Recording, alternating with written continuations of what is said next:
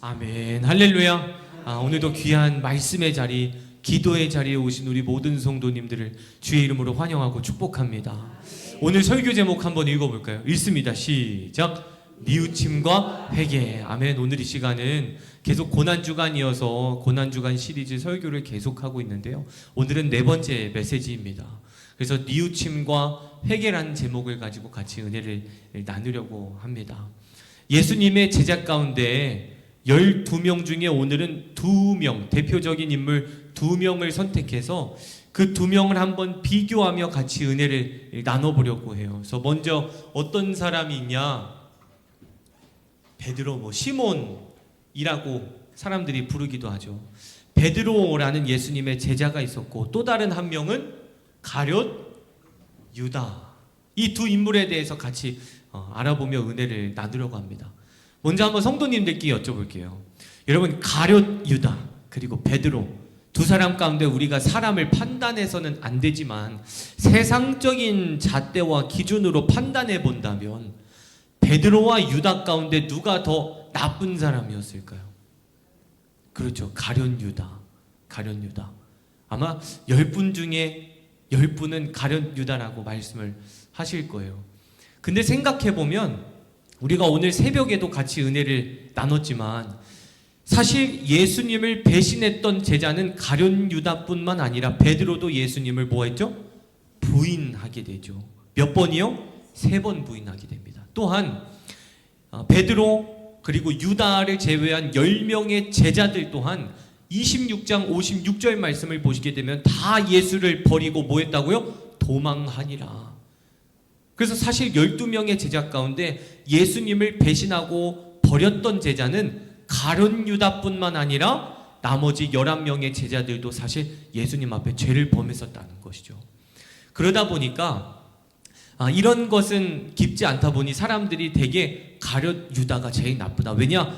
예수님을 팔아넘겼기 때문에 가룟 유다로부터 십자가의 고난은 시작된 거다. 그래서 제일 나쁜 사람이다 라고 생각들을 한다는 것이죠. 근데 물론 틀린 말씀은 아닙니다. 근데 오늘 그거에 대해서 더 깊게 나눠보려고 하는데, 그러다 보니까 사람들이 성경인물로 아이들의 이름을 지을 때 시몬, 다윗 정말 많아요. 아론이라는 이름도 사람들이 많이 짓고요. 그런데 유일하게 짓지 않는 이름이 뭐예요? 유다예요. 유다. 김유다 못 들어봤습니다. 저 박유다, 권유다 못 들어봤어요. 근데 김다윗, 김시몬, 김다니엘 이런 거는 참 많이 들어봤다는 것이죠. 왜냐? 예수님을 은 30에 팔아넘겼다는 그 인식 때문에 가룟 유다는 나쁜 사람이야 라는 인식이 있다는 것이죠. 그래서 한번 나눠보려고 해요. 진짜 세상적인 기준으로 봤을 때 누가 나쁜 사람이었나. 먼저 베드로는 예수님을 부인하게 되는데 앞서 말씀드렸지만 몇 번 부인해요? 아멘, 감사합니다. 3번 부인하게 되죠. 부인하는 것으로 끝나지 않습니다. 뭐까지 할까요? 그렇죠, 예수님을 저주까지 하게 돼요. 예수님께서 대제사장들과 장로들에게 붙잡히셨을 때 오늘 본문 말씀인 69절 말씀을 보시게 되면 어느 한 여종이 이런 말을 해요. 야, 이 사람 베드로야. 베드로, 내가 아는데 예수님의 제자였어 라고 베드로를 고발을 하게 됩니다. 그러자 베드로가 어떻게 말을 하냐면 70절 말씀 읽겠습니다. 70절입니다. 시작. 베드로가 모든 사람 앞에서 부인하여 이르되 나는 내가 무슨 말을 하는지 알지 못하겠노라 하며, 맨 처음에는 철판을 얼굴에 이렇게 깔고 나서 뭐라는 거예요? 여종아, 나는 지금 너가 무슨 말 하는지 모르겠다. 이렇게 연기를 하며 자신은 예수를 모른다고 부인했다는 것이죠. 그러자 또 다른 사람들이 뭐라고 하냐? 아니라고. 저 베드로 내가 봤다고. 저 예수 따라다니는 거 나 봤다고. 그러자 또 이번에 베드로가 72절 말씀을 통해 두 번째 부인을 합니다. 시작. 베드로가 맹세하고 또 부인하여 이르되 나는 그 사람을 알지 못하노라 하더라. 이번에는 베드로가 뭐까지 했대요? 맹세까지 했대요.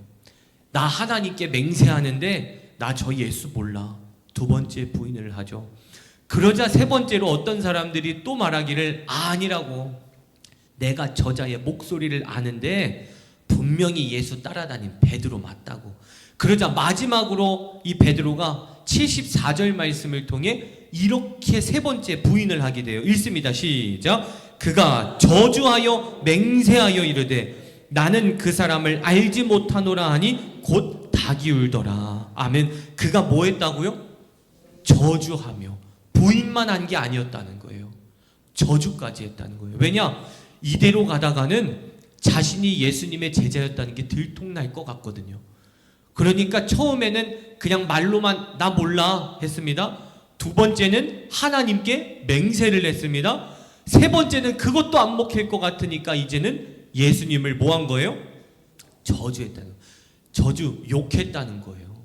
그러니까 사람들 앞에서 내가 예수님을 욕하면 사람들이 믿겠지? 라는 마음으로 예수님을 저주까지 했던 자가 누구였다고요? 베드로였다는 것이죠. 이 베드로의 죄악은 여기서 끝나는 것이 아닙니다. 이건 첫 번째 죄악이고요. 두 번째로는 또 어떤 죄를 짓냐면, 따라합시다. 십자가 앞에서 도망을 칩니다. 예수님께서 십자가의 고난을 받으시게 될 때 베드로가 진짜 자신의 죄를 깨달은 자였다면 그 십자가 앞에 나섰어야 됐어요. 나 사실 예수님 제자 맞다고. 나도 같이 십자가에 못 박혀 죽겠다고. 이게 예수님께서 바라셨던 모습일 겁니다. 그런데 베드로는 십자가 앞에서도 뭐 한 거예요? 도망을 쳤다는 것이죠. 근데 세 번째로 베드로는 또 어떤 죄를 짓냐 하면 예수님을 찾지도 않습니다. 제가 지난번 말씀드렸죠. 예수님께서는 십자가에 못 박혀 돌아가시기 전에 세 번이나 말씀하셨어요. 나는 죽을 것이고 부활할 거다. 나는 죽을 것이고 부활할 거다. 나는 죽을 것이고 부활할 거다. 며칠을 걸쳐서 제자들에게 세 번이나 말씀하셨습니다. 그러니까 제자들은 알았어요. 예수님께서 십자가에 못 박혀 죽으실 거지만 다시 살아날 거라는 것을 수도 없이 들었다는 거예요. 그러니까 베드로도 예수님께서 십자가에 못 박혀 돌아가셨지만 뭐 하실 거라는 걸요? 그렇죠. 살아나실 거라는 거. 할렐루야. 다시 부활하실 거라는 걸 베드로도 어느 정도는 알고 있었다는 것이죠. 그런데도 불구하고 베드로는 예수님을 찾아다니러 다니지도 않아요. 찾아다니지도 않습니다. 이게 베드로가 성경에서 보여지는 지은 세 가지의 죄악이에요. 이제 가룟 유다로 한번 넘어가 볼게요.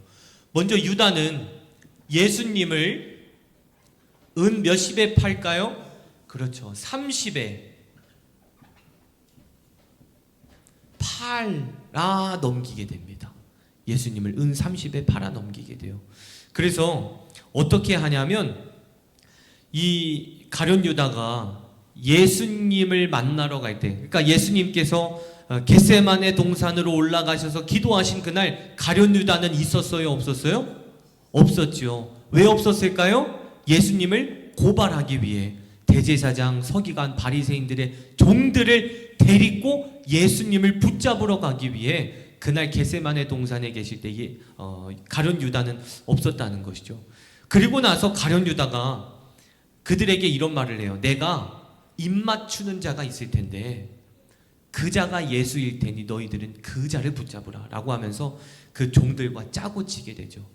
그래서 가룟 유다가 그 종들을 데리고 그 군중들을 데리고 무리들을 데리고 예수님께 찾아가서 예수님께 입을 맞추게 되는데, 여기서 입 맞췄다는 것을 헬라어 원어로 직역해보면 포옹하다 이런 뜻이에요.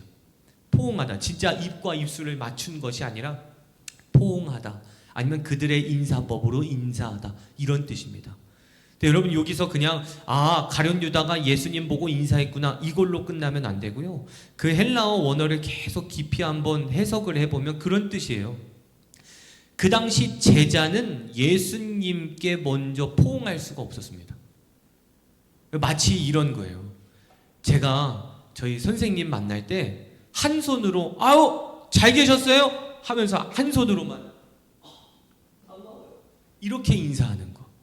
어른을 만나면 어떻게 인사해야 될까요? 제 선생님을 만나면 허리를 굽혀서 두 손으로 이렇게 인사를 하게 되죠. 그런데 가룟 유다는 예수님을 어떻게 인사한 거냐면 먼저 다가가 포옹했다는 것은 나 이제 더 이상 당신 제자 아니야. 이것을 의미하는 겁니다. 야, 제자들 너네 보고 있어? 너네들은 끝까지 예수님 따르든지 말든지 알아서 해. 나는 이제 예수님 제자 아니야. 야, 너네 보고 있지? 분명히 보고 있지? 대제사장한테 말해야 돼. 나 예수한테 먼저 인사했다. 나 예수 제자 아니다. 너네 봤다 알겠지? 나 이제 예수가 십자가에 못 박혀 죽어도 나랑은 상관없는 일이야. 이것을 보여주기 위해 먼저 입을 맞췄다는 것이죠. 굉장히 버릇없는 행동을 한 거예요. 그러니까 가룟 유다는 예수님을 은 30에 팔아넘기는 아주 큰 죄를 범하게 되죠. 그런데요, 가룟 유다가 베드로와 달랐던 것은 무엇이냐면 자신의 잘못을 깨닫습니다. 그래서 어떻게 하냐? 은 30을 다시 돌려주게 돼요. 오늘 읽지는 않았지만 27장 3절, 4절, 5절 말씀 함께 읽겠습니다. 먼저 27장 3절입니다. 시작. 그때에 예수를 판 유다가 그의 정죄됨을 보고 스스로 뉘우쳐 그 은 30을 대제사장들과 장로들에게 도로 갖다 주며. 아멘. 여기 보시게 되면 그때에 예수를 판 누가요? 유다가 그의 정죄됨을 보고 스스로 뭐 했대요? 뉘우쳐, 스스로 깨닫고 뉘우쳐 그 은 30을 대제사장들과 장로들에게 도로 갖다 주며. 그리고 4절을 보시면 이렇게 기록되어 있습니다. 이르되 내가 무죄한 피를 팔고 죄를 범하였도다 하니. 됐습니다. 여기 보시게 되면 내가 무죄한 피를 팔고 죄를 범하였다가 무슨 뜻이냐면 대제사장이요, 그리고 장로님, 예수님 잘못 없었습니다. 그냥 제가 돈에 눈이 멀어서 죄 없는 예수님을 은 30에 팔았던 겁니다. 없던 일로 하시죠. 이렇게 말을 했다는 거예요.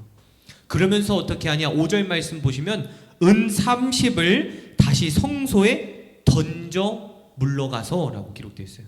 그러니까 대제사장과 서기관과 바리새인 장로들이 그 돈을 안 받으니까 가룟 유다가 어떻게 하는 거예요? 은 30을 안 받으니까 그냥 바닥에 집어 던지고 도망쳤다는 거예요. 너무 자신의 죄가 크다는 것을 깨달아서. 그래서 그는 결국 어떻게 하냐? 은 30을 다시 돌려주게 됩니다. 그리고 세 번째 어떻게 하냐? 죄값을 스스로 치르려고 하는 노력을 보이게 돼요. 물론 스스로 목매달아 죽었다, 목매어 죽었다라고 기록되어 있어요. 그거는 정말 나쁜 행동입니다. 어떠한 것으로도 타협할 수 없는 죄악이에요. 근데 세상적인 잣대로 한번 보자 이거예요. 가룟 유다는 자신의 잘못을 알았기 때문에 하나님 앞에 그런 액션을 보였다는 거죠. 하나님, 내가 너무 죄송해서 나는 죄인이니까 난 살 자격도 없습니다 라고 하면서 스스로 목매어 죽임을 당하게 되었다는 것이죠. 근데 여러분, 베드로는 결국 어떻게 될까요?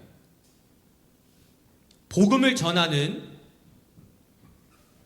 전도자가 됩니다. 그걸로 끝나는 게 아니라 베드로전서와 후서를 기록하는 큰 일을 감당하게 돼요. 그런데 가룟 유다는 결국 어떻게 될까요? 죽음을 맞이하게 된다는 것이죠. 여기까지예요. 이제 이 얘기를 가지고 제가 한번 정산면에 나가서 세상 사람들한테 설명을 하는 거죠. 베드로와 가룟 유다가 있는데, 베드로는 예수님을 3번이나 부인하고 저주했고요, 십자가 앞에서 도망쳤고요, 또한 예수님을 찾지도 않았는데 글쎄 전도사로 뻥뻥거리면서 잘 살았어요. 한데 가룟 유다는 예수님을 은 30에 팔아 넘겼지만 자신의 잘못을 깨닫고 은 30을 다시 돌려주며 자살하고 죽었어요. 누가 더 불쌍해요? 라고 세상 사람들한테 물어보면 100 중에 100 누가 더 불쌍하다 할까요? 유다가 더 불쌍하다 하죠. 누가 더 죄인이라 할까요? 베드로가 더 나쁜 사람이네 라고 분명히 그렇게 말할 겁니다. 근데 여러분, 참 신기한 것은 뭐냐면 이 중간에 빠진 이야기가 하나 있다는 거예요.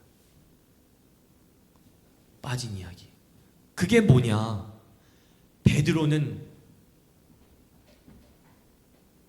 하나님 앞에 회개를 했고, 가룟 유다는 그렇죠. 뉘우침으로 끝났다는 거죠. 오늘 설교 제목이 어떻게 돼요? 뉘우침과 회개. 어떻게 보면 베드로는 진짜 나쁜 사람이에요. 예수님을 3번이나 부인하고 저주했던 사람이었고요. 예수님 십자가 앞에서 도망쳤고 예수님을 찾지도 않았던 제자가 베드로였습니다. 그런데 그는 하나님 앞에 뭐 한 거예요? 회개한 거예요. 그러자 전도자로 쓰임을 받았고 베드로전서와 베드로후서 성경을 기록하게 되는 큰 영광을 누리게 되죠. 가룟 유다를 보시면 은30에 예수님을 팔아 넘기게 됩니다. 하지만 자신의 잘못을 깨닫고 뉘우쳐서 은30을 다시 돌려주었지만 뉘우침으로 끝나고 무엇으로 끝나지 않은 거예요? 회개로 끝나지 않았기 때문에 그는 죽음을 당하는 안타까운 결말을 맞이하게 됐다는 것이죠. 여러분 27장 3절 말씀 보시면 그렇게 기록되어 있었어요. 그때에 예수를 판 유다가 그의 정죄됨을 보고 스스로 뭐 했다고요? 뉘우쳤다. 그리고 5절 말씀 보시면 스스로 목매어 죽은지라. 3절과 5절 말씀 사이에 뉘우쳤다라는 말씀 말고 회개했다는 말씀이 있을까요? 없을까요? 없습니다. 그는 뉘우친 걸로만 끝난 거예요. 근데 베드로는 제가 찾아서 읽어드릴게요. 베드로 후서 3장 9절 말씀 보시면 이렇게 기록되어 있어요. 주의 약속은 어떤 이들이 더디다고 생각하는 것 같이 더딘 것이 아니라 오직 주께서는 너희를 대하여 오래 참으사 아무도 멸망하지 아니하고, 잘 들으십시오, 다 회개하기에 이르기를 원하시느니라. 할렐루야. 베드로는 깨달은 겁니다. 자신의 잘못을 뉘우침으로 끝난 것이 아니라 무엇으로 끝났다고요? 회개로 끝났다는 것이죠. 그것이 죄를 범한 사람이 보여지는 아주 본보기가 되는 모습이라는 것이죠. 여러분, 우리가 삶을 살아갈 때도 보면 죄를 범하게 될 수 있어요. 근데 하나님께서 오늘 말씀을 통해 우리에게 주시는 메시지는 무엇이냐? 뉘우침으로 끝나지 말라는 거예요. 가룟 유다도 뉘우침으로는 끝났습니다. 내가 너무 큰 죄인이라고 그 죄책감에 너무 힘들어서 은30을 자신이 직접 십자가에 못 박혀 죽을 수도 있는데 자신이 직접 대제사장과 장로들에게 찾아가 은30을 바닥에 던지면서까지 정말 죄송했다고, 내가 큰 죄 범했다고 인정했던 사람이에요. 그런데 가룟 유다는 뉘우침으로 끝나고 회개하지 않았다는 것이죠. 하나님께서 가룟 유다에게 원하셨던 모습은 회개였는 줄 믿으시길 바랍니다. 근데 베드로를 보십시오. 베드로는 어떻게 보면 예수님의 12 제자 가운데 제일 큰 죄를 범했던 사람이었어요. 그런데도 불구하고 그는 어떻게 했습니까? 뉘우침으로 끝난 것이 아니라 회개로 끝났다는 거예요. 그래서 나중에 그 이스라엘 역사서를 읽어보면 베드로가 죽음을 당할 때 내가 어떻게 예수님과 똑같이 십자가에 못 박혀 죽을 수 있습니까? 나는 거꾸로 죽겠습니다. 그래서 십자가에 거꾸로 못 박혀 죽었다라는 이야기가 담겨 있어요. 그러니까 여러분, 하나님께서 우리에게 요구하시는 것은 무엇이냐면 뉘우침이 아니라는 거예요. 회개라는 겁니다. 뉘우침은 누가 하는 일일까요? 따라합시다. 성령님.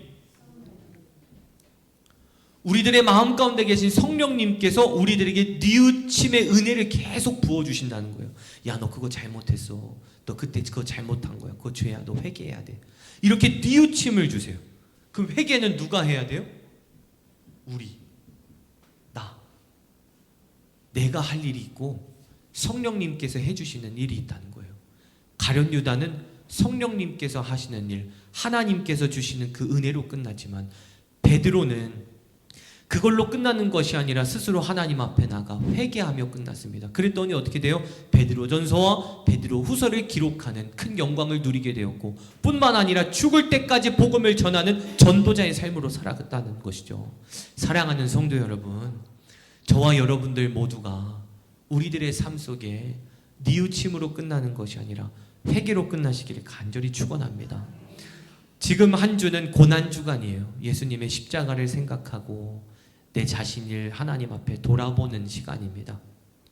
여러분, 돌아보는 것으로 끝나지 마시고 돌아보시다가 내가 하나님 앞에 범했던 죄악을 발견하게 되신다면 그것을 하나님 앞에 그대로 가지고 가셔서 회개함으로 끝내시기를 간절히 축원합니다. 죄사함의 은혜가 저와 여러분들의 믿음과 신앙 가운데 부어지기를 주의 이름으로 간절히 축원합니다. 기도하겠습니다. 은혜로우신 우리 하나님 아버지, 저희들의 삶 속에 뉘우침으로 끝나는 것이 아니라 회개로 끝나게 하옵소서. 그러므로 인하여 깨닫는 것으로 끝나는 것이 아니라 하나님 앞에 용서를 구하고 하나님 앞에 자복하고 하나님 앞에 자백하며 나의 죄악을 십자가 밑에 온전히 내려놓는 회개의 삶이 날마다 이루어질 수 있도록 은혜를 베풀어 주시고 함께 동행하여 주시옵소서. 이 시간 귀한 예물 하나님께 드립니다. 1,000번째 드립니다. 김기진, 권예지 사모, 김아린, 김이한. 하나님 믿음의 예물 위에 주님의 응답이 나타나게 하시고 하나님의 영광 위에 귀히 쓰임받게 하옵소서. 오늘도 믿음을 가지고 주님 앞에 나왔습니다. 하나님의 역사를 바라보며 나왔습니다. 하나님의 기적을 꿈꾸며 나왔습니다. 그러니 믿음으로 부르짖는 모든 성도들의 기도 가운데 하나님께서 응답하여 주옵시고 하나님의 거룩하신 음성을 듣는 귀한 시간 되게 하여 주시옵소서. 죄사함의 은혜를 누리게 하옵시고 내가 회개하면 하나님께서 나의 죄악을 흰 눈과 같이 깨끗하게 씻겨주신다는 그 하나님의 말씀이 저희들의 삶 속에 발견되어지고 나타날 수 있도록 이루어질 수 있도록 회개의 역사가 날마다 나타나게 하여 주시옵소서. 이 모든 말씀 거룩하신 예수님의 이름으로 간절히 기도드리옵나이다. 아멘. 오늘 말씀 생각하시면서 주여 삼창하신 뒤에 기도하시겠습니다. 기도합니다. 주여 주여 주여. 은혜로우신 우리 하나님 아버지, 간절된 마음으로 기도하며 주님 앞에 나아갑니다. 아바 아버지시여, 저희들의 삶 속에 뉘우침의 은혜가 임하기를 간절히 원합니다. 깨달음의 은혜가 임하기를 간절히 원합니다.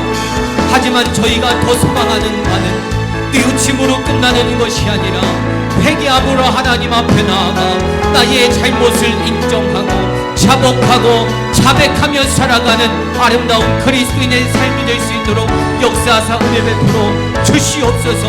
너희들이 죄를 회개하면 내가 용서하겠노라 말씀하신 하나님, 제3의 은혜를 부어주겠노라 말씀하신 하나님, 하나님의 약속의 말씀을 의지하며 나아갑니다. 주님의 마음 가운데에 죄악을 저질렀던 저희들의 모든 죄악을 용서하여 주옵소서. 하나님께서 보시기에 합당치 않은 저희들의 모든 죄악을 용서하여 주시옵소서. 흰 눈과 같이 깨끗하게 씻겨지기를 간절히 원합니다. 흰 양과 같이 깨끗하여지기를 원합니다. 하나님 은혜를 베풀어 주옵시고 죄사함의 은혜를 허락하여 주시옵소서. 아바 아버지시여, 이 시간 간절된 마음으로 기도하며 주님 앞에 나아갑니다. 아바 아버지시여, 이 시간 간절된 마음으로 기도하며 주님 앞에 나아갑니다. 하나님 도와주옵소서. 하나님 은혜를 베풀어 주시옵소서. 아바 아바네 세로마 키아발라바야 와야세스카와야스 오네 세로마 키아발라바야 와야세스카와야스. 내가 너와 함께하마 말씀하셨습니다.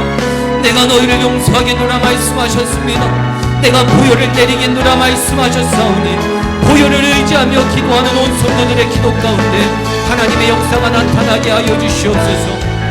예수 그리스도의 이름으로 명하노니 이 시간 기도를 방해하는 모든 악한 영은 떠나갈지어다. 예수 그리스도의 이름으로 명하노니 문제를 통하여 두려워하는 성도들의 마음 가운데 두려움은 떠나갈지어다. 예수 그리스도의 이름으로 명하노니 온 성도들의 마음 가운데에 큰 믿음이 임할지어다. 평안이 임할지어다. 강하고 담대함이 임할지어다. 거룩한 용기가 임할지어다.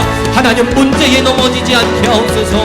문제를 바라보며 두려워하지 않게 하옵소서. 문제 가운데에도 역사하실 하나님을 바라보게 하옵시고 문제를 통해 기적을 일으키실 하나님을 바라보게 하옵소서. 아바 아버지시여, 이 시간 간절된 마음으로 기도하며 주님 앞에 나아갑니다. 간절된 마음으로 기도하며 주님 앞에 나아갑니다. 하나님 도와주옵소서. 하나님 도와주옵소서. 하나님 도와주옵소서. 내 모든 가정에 대한 문제를 주님 앞에 가지고 나왔습니다. 우리 자녀에 대한 문제 주님 앞에 가지고 나왔습니다. 건강에 대한 문제 주님 앞에 가지고 나왔습니다. 물질에 대한 문제 주님 앞에 가지고 나왔습니다. 내 사업장에 대한 문제, 일터에 대한 문제, 직장에 대한 문제 주님 앞에 가지고 나왔습니다. 사람 관계에 대한 문제도 주님 앞에 가지고 나왔습니다. 가족과의 관계에 대한 문제도 주님 앞에 가지고 나왔사오니 온 성도들의 기도 가운데 주님의 응답이 나타나게 하여 주시옵소서. 문제 해결되어짐의 역사가 나타나게 하여 주시옵소서. 아버지시오, 저희들이 누구에게 부르짖겠습니까? 누구를 의지하겠습니까? 무엇을 붙들겠습니까? 누구를 찾겠습니까? 오직 여호와 하나님을 바라보기를 원합니다. 오직 여호와 하나님